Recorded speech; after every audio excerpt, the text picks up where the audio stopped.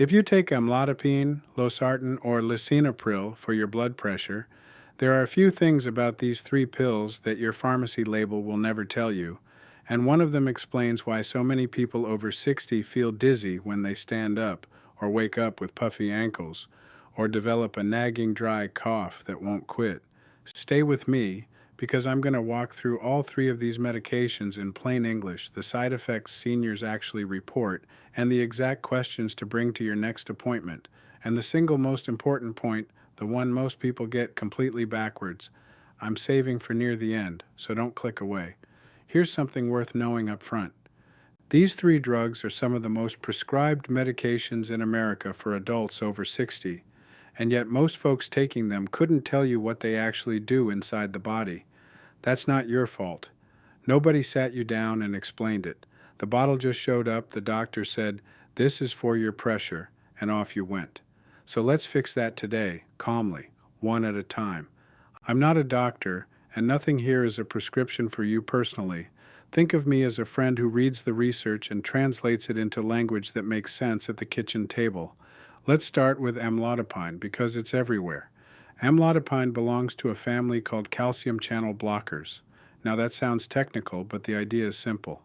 The muscles in the walls of your blood vessels use calcium to squeeze and tighten.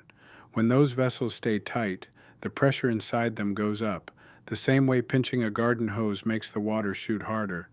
Amlodipine gently tells those vessel walls to relax and open up a little wider. Wider pipes, lower pressure. That's the whole job. It's a steady, long-acting medication, which is why it's usually taken just once a day and why many people tolerate it well for years. But here's the side effect that surprises people, and research backs this up as one of the most common reasons seniors call their doctor about amlodipine: swollen ankles. Maybe you've noticed it. By evening, your socks leave a deep ring around your ankle, or your shoes feel tighter than they did in the morning. You press a finger into the swelling and it leaves a little dent. A lot of people panic and assume it's their heart failing or their kidneys giving out. And while you should absolutely have those things checked, the truth is that this kind of swelling, doctors call it peripheral edema, is a well-known and very common effect of amlodipine specifically. Here's why it happens. The drug opens up the small vessels that carry blood into your tissues more than it opens the ones that carry fluid back out. So a little fluid pools in the lowest part of your body, which, thanks to gravity, is your ankles and feet. It's usually not dangerous, but it's genuinely uncomfortable, and it's worth telling your doctor about now, because sometimes a different dose or a different medication in the same family, or pairing it with another drug class, can ease it. What you should never do is quietly stop taking it on your own because your ankle's puffed up. We'll come back to why that's so important. Now let's move to the second one, Lisinopril. Lisinopril is part of a group called ACE inhibitors. I'll keep this simple. Your body makes a chemical that, when it switches on, squeezes your blood vessels tight and tells your body to hold on to salt and water, both of which push your pressure up. Lisinopril blocks the enzyme that switches that chemical on, blocks the squeeze signal, and your vessels relax and your body sheds a little excess fluid. Lower pressure. ACE inhibitors have been studied for decades, and they're often chosen because research suggests they also offer protection for the kidneys and the heart in certain people, especially those with diabetes. That's a real benefit, and it's part of why these medications are so widely trusted. But lisinopril has a signature side effect, and once you know about it, you'll never forget it: the dry cough. It's a persistent, tickly, hacking cough that produces nothing. No phlegm, no cold, it just won't go away. Studies have found this dry cough shows up in a meaningful share of people taking ACE inhibitors, and it tends to be reported more often by women and sometimes more noticeably as we age. Here's the part most seniors get wrong. They spend months, sometimes longer, chasing that cough. They buy cough syrup. They see an allergist. They get tested for asthma. They blame the dog, the dust, the dry winter air, and the whole time it could simply be the blood pressure pill. The reason it happens is that the same enzyme lisinopril blocks also breaks down substances in your airways. Block the enzyme, those substances build up, and your throat gets that maddening tickle. The good news is there's often a clean solution, and that solution leads us right to the third medication, Losartan.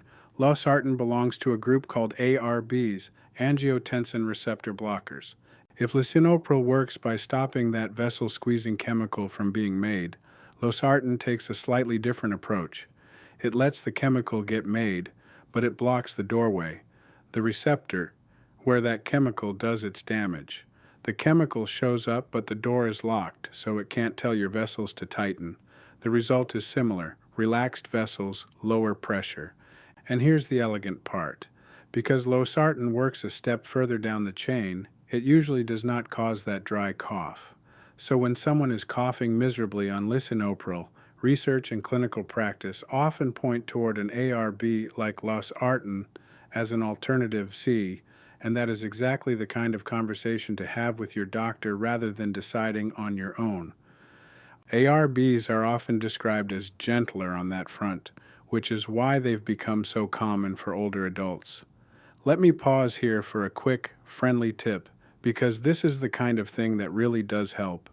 If anything I'm describing today sounds familiar, the ankles, the cough, the dizziness we're about to cover, I've put together a simple printable list of questions to bring to your doctor, and it's waiting for you in the link in the description below. Grab it before your next appointment, jot your symptoms on it, and you'll walk in prepared instead of trying to remember everything on the spot. That's it. Back to the script. Now, there's a side effect that all three of these medications share, and it's the one that sends the most seniors to the emergency room, not because the drug failed, but because of a fall. It's that wave of lightheadedness when you stand up. You're sitting on the edge of the bed, you rise to walk to the bathroom, and suddenly the room tilts. Your vision grays at the edges, and you have to grab the dresser.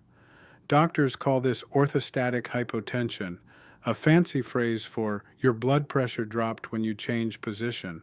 All three of these medications lower your pressure, and sometimes they lower it a touch too much in that moment when gravity is already pulling blood down toward your feet. For a younger person, the body corrects in a heartbeat. As we age, that correction gets slower, and that gap is where the dizziness lives. This is not a small thing. A dizzy spell that leads to a fall can change everything for someone over 70. So here's what research suggests helps, and none of it involves stopping your medication. Stand up in stages. Sit up first. Wait. Let your feet dangle. Then rise slowly with a hand on something solid. Give your body a few seconds to catch up before you start walking. And that brings me to two things almost nobody connects to their blood pressure pills: timing and hydration. Let's talk hydration first, because it's the quiet troublemaker. When you're even slightly dehydrated, there's less fluid in your bloodstream, which means your pressure is already running lower and your body is already working harder to keep it steady. Add a blood pressure medication on top of that, and the dizziness gets worse, the fatigue gets worse. Many seniors don't drink enough water, partly because our sense of thirst genuinely fades with age, partly to avoid extra trips to the bathroom. But going short on fluids while taking these medications can amplify the very side effects you're trying to avoid.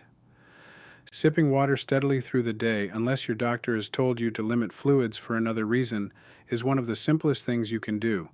And timing matters too. Some people find that taking a blood pressure pill in the morning fits their day, while others do better with the evening. And research has explored both, with no single answer for everyone.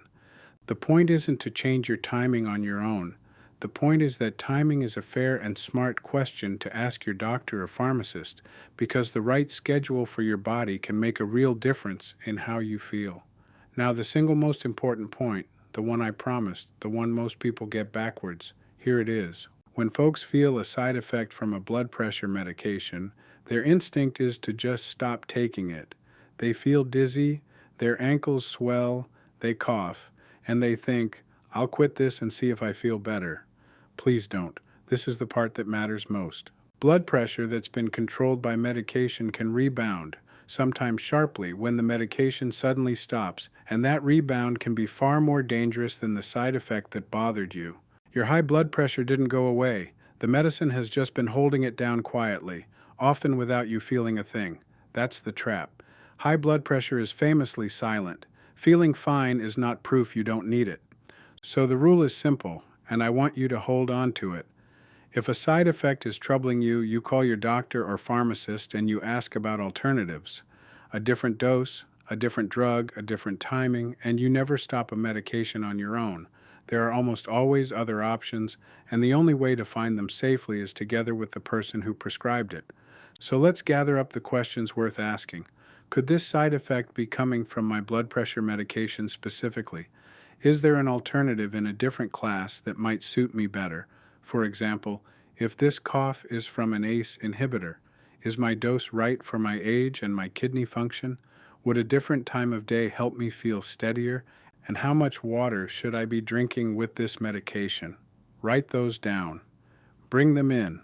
A good doctor or pharmacist will welcome every one of them, because a patient who understands their medication is a patient who takes it correctly and safely. If today's video helped clear some of the fog around these 3 medications, that question list I mentioned is still sitting in the link in the description, free for you to print.